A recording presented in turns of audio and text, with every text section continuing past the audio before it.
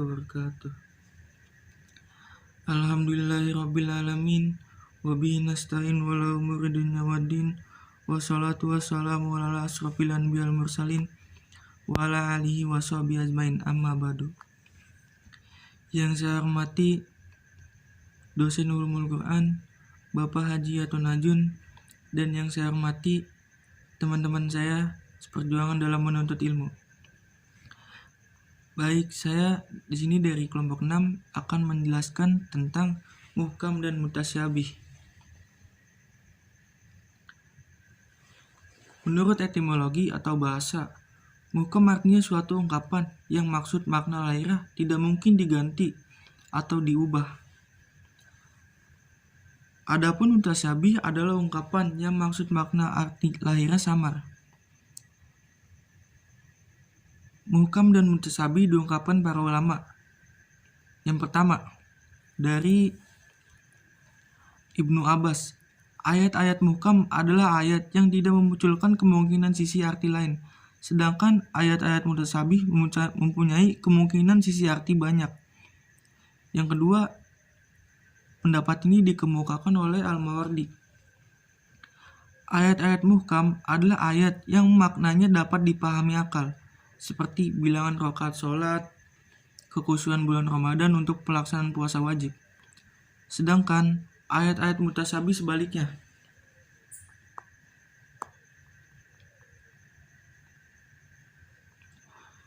Dari pengertian-pengertian tadi dapat disimpulkan bahwa inti muhkam adalah ayat-ayat yang maknanya sudah jelas, tidak samar lagi. Masuk ke dalam kategori muhkam adalah nas, kata yang menunjukkan sesuatu yang dimaksud dengan terang dan tegas. Dan memang untuk makna itu ia disebutkan. Dan zahir, makna lahir. Adapun mutasyabih adalah ayat-ayat yang maknanya belum jelas. Masuk ke dalam kategori mutasyabih adalah mujmal atau global. Mu'awwal harus ditakwil, muskil dan mubham ambigius. Sekian, terima kasih dari saya. Selanjutnya akan dilanjutkan oleh teman saya.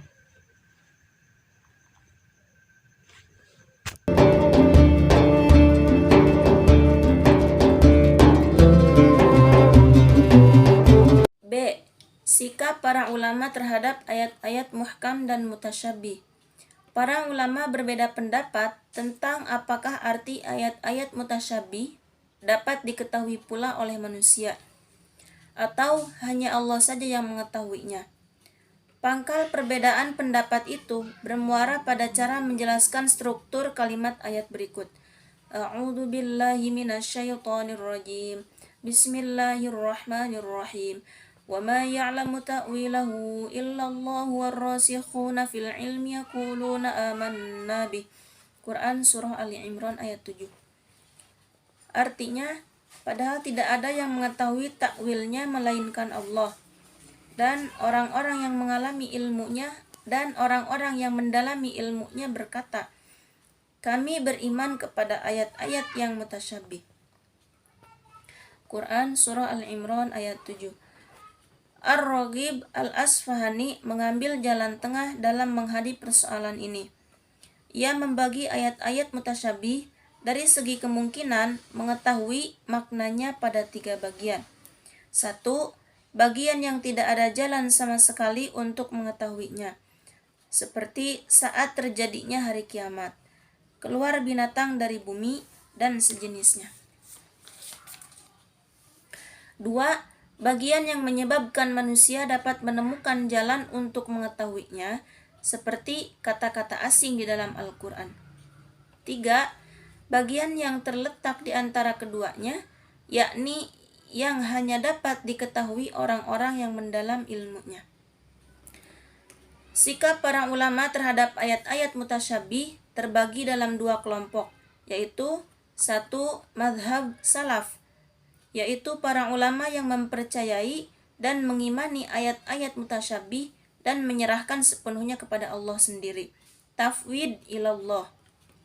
2. Madhab khalaf, yaitu para ulama yang berpendapat perlunya menakwilkan ayat-ayat mutasyabih yang menyangkut sifat Allah sehingga melahirkan arti yang sesuai dengan keluhuran Allah.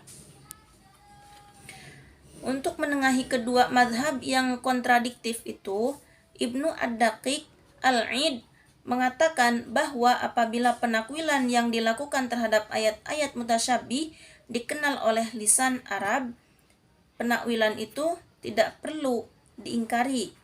Jika tidak dikenal oleh lisan Arab, kita harus mengambil sifat tawakuf, tidak membenarkan dan tidak pula menyalahkannya, dan mengimani maknanya sesuai apa yang dimaksud ayat-ayat itu dalam rangka menyucikan Allah.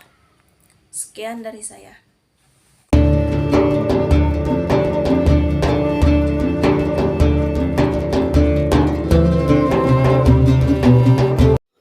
C. Khawatir as-su'ar setelah basmalah terdapat dalam 29 sekelompok huruf, kadangkala bahkan huruf tunggal, yang telah banyak menyebabkan diskusi dan refleksi dalam sejarah pemikiran umat Islam. Adapun bentuk khawati as-su'ar di dalam Al-Quran dapat dijelaskan sebagai berikut. Terdapat atas satu huruf, terdapat pada 3 tempat, yaitu surat Shad yang diawali huruf Shad. Yang kedua, surat Qaf. Yang ketiga, surat Al-Qalam. Yang kedua, terdiri atas 2 huruf, terdapat pada 10 tempat, yaitu surat Al-Mu'min, surat Al-Fussilat, surat Asy-Syura, surat Az-Zukhruf, surat Ad-Dukhan, surat Al-Jathiyah, dan surat Al-Ahqaf.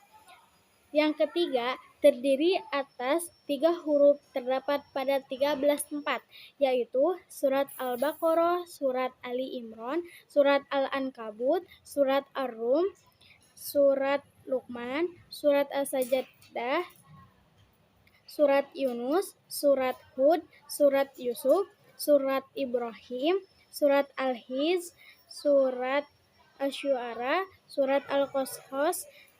Yang keempat, terdiri atas 4 huruf, terdapat pada 2 tempat, yaitu surat Al-A'raf dan surat Ar-Ra'd. Yang kelima, terdiri atas 5 huruf, terdapat pada 1 tempat, yaitu surat Al-Maryam, yang diawali huruf Qaf, Ha, Ya, Ain, dan Shad. Di antara mereka adalah Ali bin Abi Thalib dan Abu Bakar dalam satu riwayatkan. Inna likulli kitabin suhwatun wa suhwatu hadal kitabi hurufun tahajji. Artinya, setiap kitab memiliki saripati atau sofwah dari saripati Al-Quran adalah huruf-huruf ejaannya. 1. Menurut ahli tafsir, menurut Ibnu Abbas, berdasarkan riwayat Ibnu Abi Hatim, huruf-huruf itu menunjukkan nama Tuhan. Menurut Syahid Al-Qutb, huruf-huruf itu mengingatkan kenyataan bahwa Al-Quran disusun dari huruf-huruf yang lazim dikenal bangsa Arab, yaitu tujuan Al-Quran pertama kali diturunkan. Yang kedua, menurut ahli teologi dan tasawuf, kelompok teolog biasanya menafsirkan Al-Quran untuk melegitimasi doktrin-doktrin mereka. Begitu pula dalam penjelasan rahasia-rahasia huruf Al-Quran ini. At-Tabari wafat pada tahun 5048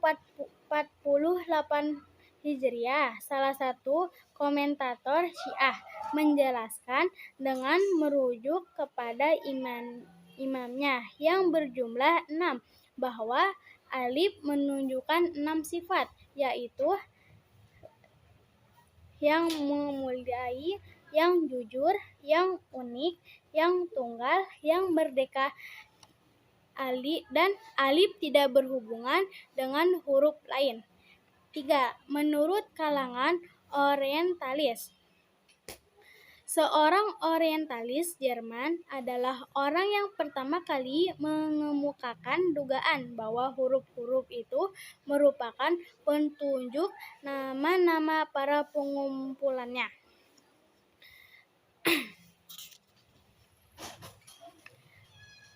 Sedangkan al-mutasyabihat tentu saja penafsiran terhadap huruf-huruf itu tidak akan berhingga atau tidak ada batasannya. Untuk kelompok teolog, Ibnu Hajar Asqalani mengkritik orang-orang Syiah dan Sunni yang menafsirkan rahasia-rahasia huruf itu dengan ilmu hisab yang dikenal dengan sebutan ad-abjad. Untuk kelompok Sufi, Sohi mengkritik bahwa penafsiran-penafsiran itu hanya merupakan syubhat sufiyah, ungkapan-ungkapan sufistik yang hanya berlaku bagi kalangan mereka saja, karena bertolak dari perasaan dan peristilahan mereka. Oleh karena itu, tafsir-tafsir mereka tidak dapat dijadikan penafsiran mu'tamad.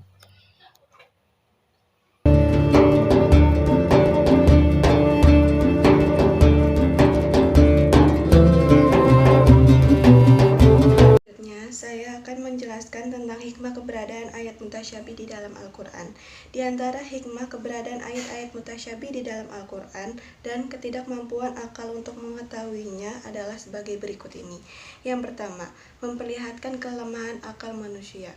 Akal sedang dicoba untuk meyakini keberadaan ayat-ayat mutasyabih sebagaimana Allah Subhanahu wa Ta'ala memberi cobaan pada badan untuk beribadah.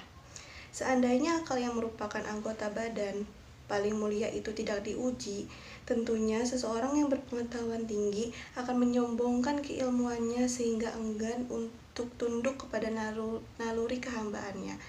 Ayat-ayat mutasyabih merupakan sarana bagi penundukan akal terhadap Allah Subhanahu wa Ta'ala, karena kesadarannya akan ketidakmampuan akalnya untuk mengungkap ayat-ayat mutasyabih tersebut. Yang kedua, teguran bagi orang-orang yang mengotak-atik ayat mutasyabih. Pada penghujung surat Ali Imran ayat 7, Allah menyebutkan wa ma yazakkarullah illa ulul albab sebagai cercaan terhadap orang-orang yang mengotak-atik ayat mutasyabih. Sebaliknya, memberikan pujian pada orang-orang yang mendalami ilmunya, yakni orang-orang yang tidak mengikuti hawa nafsunya untuk mengotak-atik ayat mutasyabih, sehingga mereka berkata, Rabbana la tuzigh qulubana. Mereka menyadari keterbatasan akalnya dan mengharapkan ilmu laduni. Dan yang ketiga, memberikan pemahaman abstrak ilahiyah kepada manusia melalui pengalaman indrawi yang biasa disaksikannya, sebagaimana dimaklumi bahwa pemahaman diperoleh manusia tatkala ia diberi gambaran indrawi terlebih dahulu. Dalam kasus sifat-sifat Allah Subhanahu wa Ta'ala, sengaja Allah memberikan gambaran fisik agar manusia dapat lebih mengenal sifat-sifatnya. Bersamaan dengan itu, Allah Subhanahu wa Ta'ala menegaskan bahwa dirinya tidak sama dengan hambanya dalam hal pemilikan anggota badan maupun sifatnya.